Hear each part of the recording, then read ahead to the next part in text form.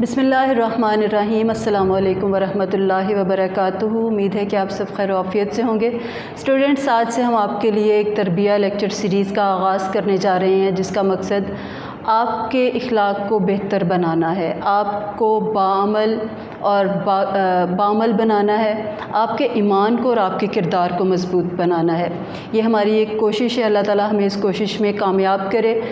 میں آپ کو کچھ صحابیات کے واقعات سناؤں گی۔ ان واقعات کو سننے کے بعد ہم اپنی زندگی کا تجزیہ کریں گے کہ آیا ہمارا بھی کوئی عمل ان کی زندگی کے مطابق ہے یا نہیں۔ تو آج جن صحابیہ کا واقعہ میں آپ کو سنانے جا رہی ہوں، عنوان ہمارا ہے صحابیہ کی شان بے نیازی۔ یہ ایک انصاریہ صحابیہ تھی۔ تو انصاریہ کا میں آپ کو سمجھا دوں کہ یہ انصار لوگ کون تھے۔ یہ مدینہ منورہ کے وہ باشندے تھے کہ جنہوں نے نبی پاک صلی اللہ علیہ وسلم کی اس وقت مدد کی تھی جب کفار کے ظلم و ستم سے تنگ آ کر اللہ تعالیٰ نے آپ صلی اللہ علیہ وسلم کو حکم دیا تھا کہ وہ مدینہ منورہ ہجرت کر جائیں۔ تو ان لوگوں نے آپ صلی اللہ علیہ وسلم کی بہت زیادہ مدد کی تھی۔ تو انہی صحابیہ کا، مدینہ منورہ کی رہنے والی ایک صحابیہ کا میں آپ کو واقعہ سنانے جا رہی ہوں۔ واقعہ کچھ اس طرح سے ہے کہ ایک روز نبی کریم صلی اللہ علیہ وسلم کی خدمت میں ایک آدمی نے پکا ہوا کچھ گوشت پیش کیا اور کہا کہ اے اللہ کے رسول صلی اللہ علیہ وسلم، یہ کسی محتاج کے لیے رکھ لیں۔ اس وقت نبی صلی اللہ علیہ وسلم کے ساتھ کچھ فقراء موجود تھے۔ آپ صلی اللہ علیہ وسلم نے پوچھا کیا تم میں سے کسی کو گوشت کی ضرورت ہے؟ تو وہ جو فقراء تھے، صحابہ تھے، انہوں نے عرض کیا یا رسول اللہ صلی اللہ علیہ وسلم، ہم تو کھانا کھا کر فارغ ہو چکے ہیں۔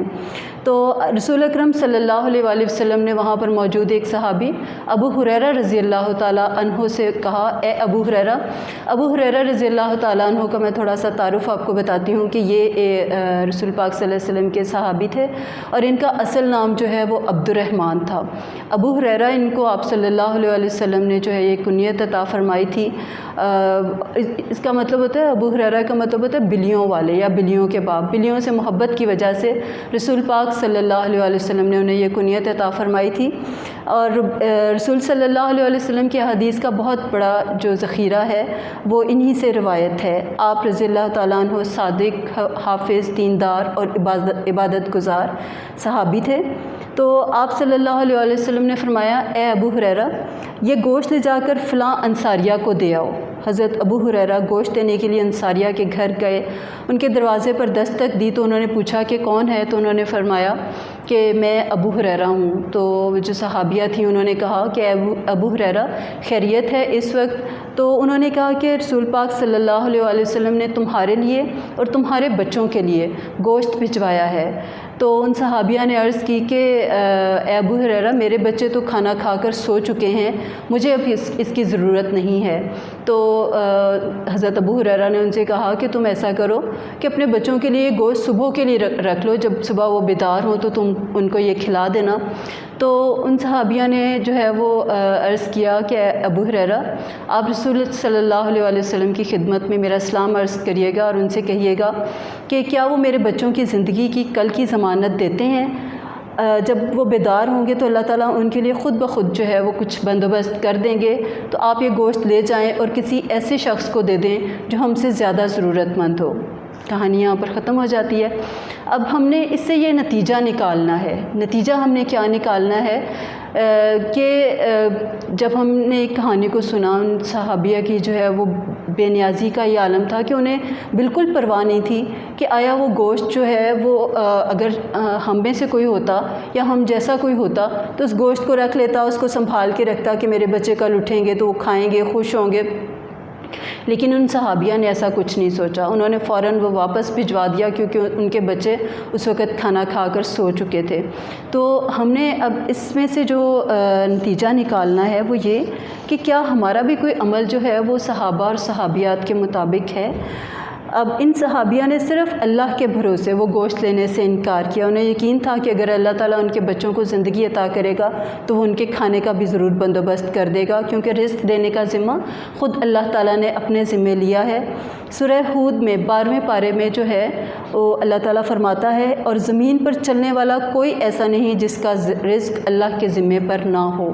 یہ بہت بڑی آیت ہے اور بہت جو لوگ اس آیت کو سمجھ لیتے ہیں وہ واقعی دنیا سے بے پرواہ ہو جاتے ہیں، انہیں اپنے اپنے رزق کی پرواہ نہیں رہتی، انہیں یقین ہوتا ہے کہ اللہ تعالیٰ ضرور ان کو جو ہے وہ رزق عطا فرما دے گا۔ اس کے علاوہ جو کچھ اللہ انہیں عطا کرے، اس کے علاوہ جو دوسرا نتیجہ نکلا وہ یہ کہ اس کے علاوہ جو کچھ اللہ انہیں عطا کرے اس پر قناعت کرنا، ورنہ آج ہمارا طرز عمل تو یہ ہے کہ ہم سالہ سال کے لیے جمع کرنے کے بعد بھی اطمینان کی دولت سے محروم ہیں۔ ہمارے پاس بے شمار جوتے، کپڑے، بیگز، گھر کی ہر چیز بہت زیادہ موجود ہے، لیکن اس کے باوجود اطمینان نہیں ہے، اور جمع کرنے کی ہوس جو ہے وہ بڑھتی چلی جا رہی ہے۔ اس کے علاوہ جو ایک اور سے ہمیں سبق ملا یا جو ہم نے نتیجہ نکالا، وہ صحابیہ اگر ایک دفعہ ضرورت مند بن کر وہ گوشت، وہ کھانا رکھ لیتی تو وہ اور ان کے بچے ہمیشہ کے لیے ایسی ہی امداد کے منتظر رہتے۔ ان کے اندر وہ جو ایک عزت نفس اور شان بے نیازی جیسی صفات ہیں وہ ختم ہو جاتی۔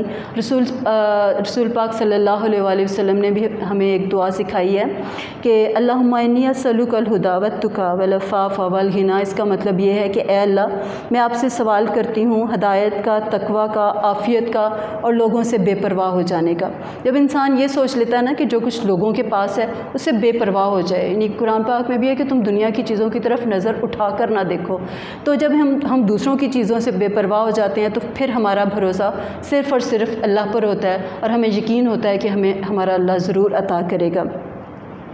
اچھا، اس کے بعد جو ہے اس واقعے کو سننے کے بعد میرے ذہن میں ایک بات یہ بھی آتی ہے کہ اگر وہ صحابیہ اس دن وہ کھانا رکھ لیتی اور ان کے بچے تو وہ اور ان کے بچے زندگی میں کچھ بھی کرنے کے قابل نہ رہتے، کیونکہ ایک دفعہ جب ہمیں مدد مل جاتی ہے تو پھر ہم ہمیشہ سہاروں اور امداد ہی کے منتظر رہتے ہیں، تو خود محنت کر کے پھر کمانا بہت مشکل لگنے لگتا ہے اور پھر انسان جو ہے وہ اپنے ہاتھوں کی محنت کی بجائے دوسروں سے ملنے والی خیرات ضرورت مند بن کر ہمیشہ وصول کرتا رہتا ہے اور خود کچھ بھی کرنے کے قابل نہیں رہتا۔ تو اس واقعے کو سننے کے بعد جو ہے وہ یہی جو ہے وہ سبق ہمیں ملتا ہے کہ ہم جہاں تک ہو سکے خود اپنے اوپر بھروسہ کریں، جو کچھ اللہ تعالیٰ نے ہمیں عطا فرمایا ہے اس پر قناعت کریں، صبر و شکر کریں، اور زندگی میں تاکہ ہم زندگی میں بعمل مسلمان بن سکیں۔